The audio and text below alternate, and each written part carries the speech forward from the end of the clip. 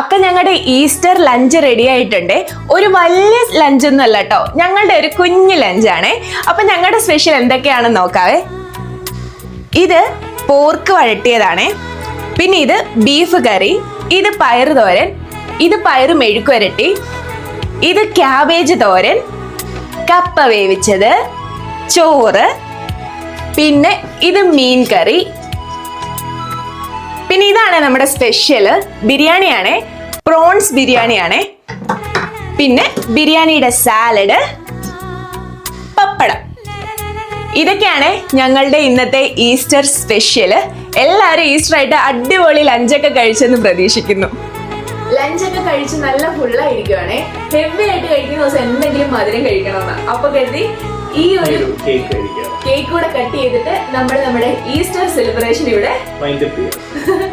അപ്പൊ bye bye.